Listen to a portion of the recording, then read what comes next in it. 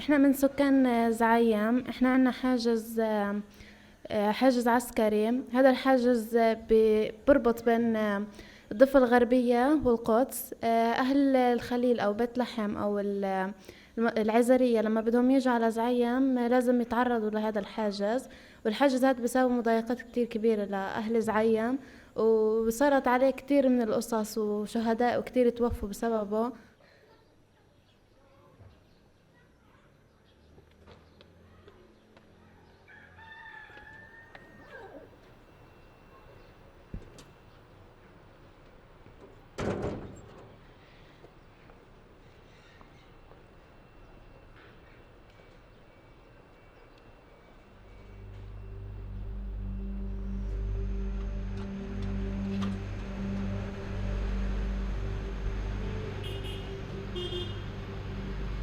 شو هالحلو يا حلو.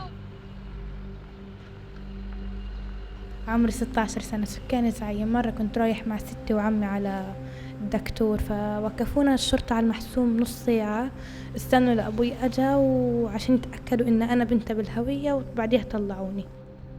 نزلوني، كانوا بدهم ياخدوني على غرفة عشان يشوفوا إذا اسمي وعمري ويعرفوا أنا ساكن واسم أمي وأبوي استنيت أبوي لا أجا وشافوا هويته وطلعوني. نص ساعة هيك، ساعة. خفت كتير الصراحة، يعني كانوا رافعين البارودة علي، يعني كتير يومها خفت.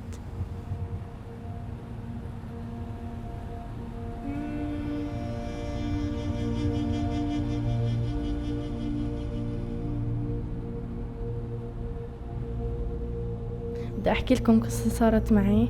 في يوم من الأيام كنت رايحة مع ستي على الدكتور، ركبت في الباص، وصلنا المحسوم، نزلونا من الباص عشان يفتشونا إذا إحنا قدس ولا ضفة. فأنا كنت ناسي الكشان.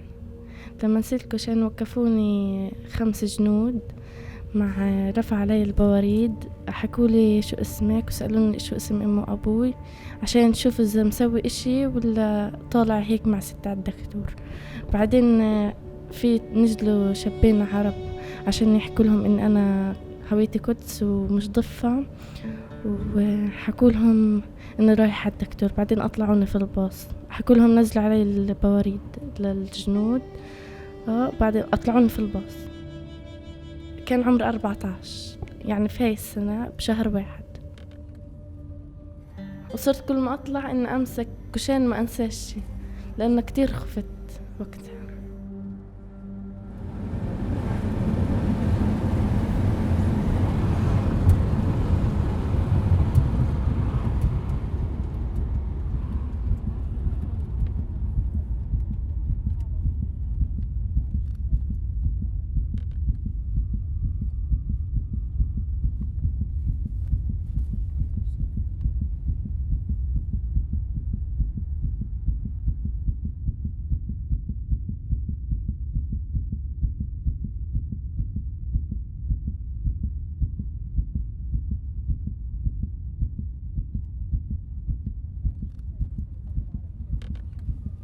أيوة، إسراء الجعابيس. إنه كانت مارقة بسيارة مروحة، يعني رايحة من ريحة، ومرة من زعيم، من محسوم زعيم. لما استأجرت القدس صارت تنقل عفشها وممتلكاتها شوي شوي بالسيارة. سيارتها كان فيها عطل، بس هي حاولت أن تستمر في السيارة لحد ما توصل. لما وصلت عند حاجز زعيم، السيارة صار فيها عطل كهربائي أدى المخدة أو الوسادة في السيارة انفجرت وطبت في وجهها، وهي طبعا وقفت بشكل مفاجئ. الجيش اللي عند الجيش في المحسوم فكروها انها عشان مع التماس الكهربائي اللي صار في السيارة مع جرة الغاز اللي انفجرت والسيارة اللي ولعت، ما فكروا من مرة انه يطفوا النار او يساعدوها. هم راحوا استنوها احترق 80% او 60% بالاصح من جسمها، وبعدين اعتبروها ان هذه كانت تفجر السيارة، وانها القنبلة او جرة الغاز انفجرت في السيارة.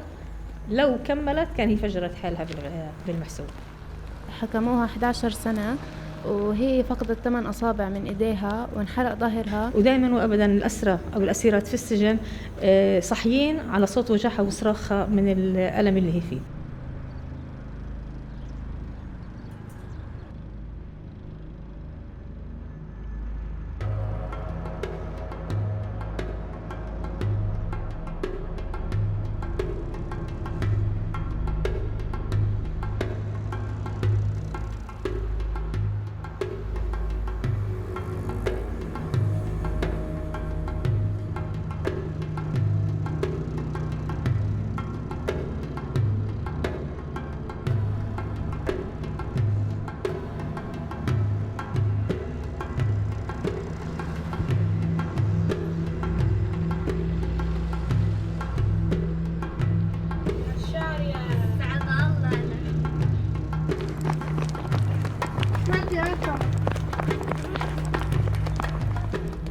يوميا إخوتي بيطلعوا من البيت الساعة 6 صباحا ليمشوا على مدرستهم ويوصلوا بدري.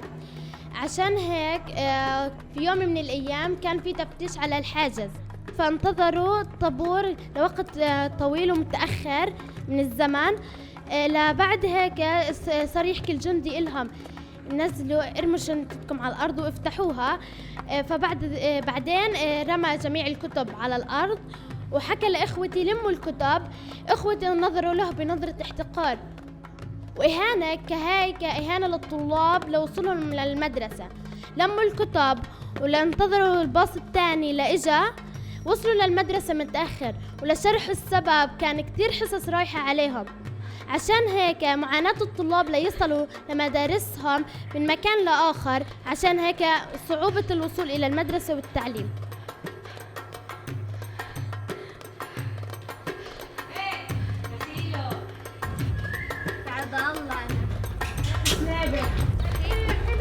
خفيف خفيف.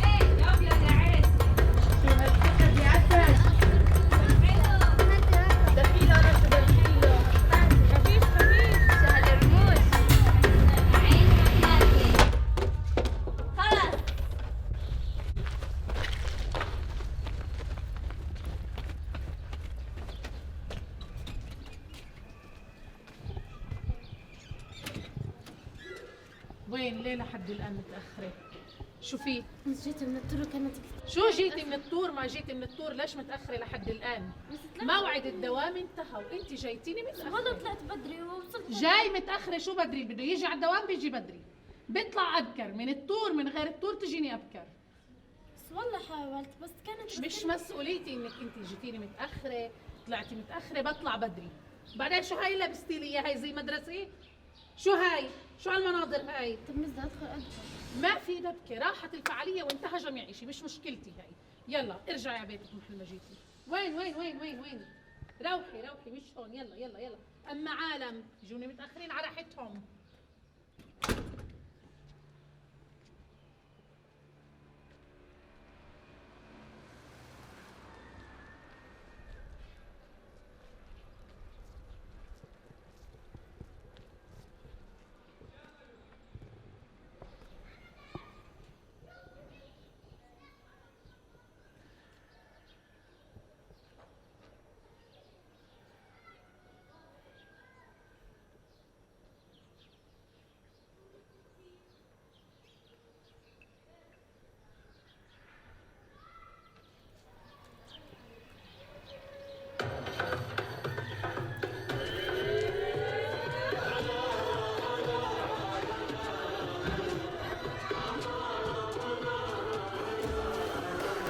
يا هلا فيكم، حلو متحييكم، صوت تناديكم تنده جالا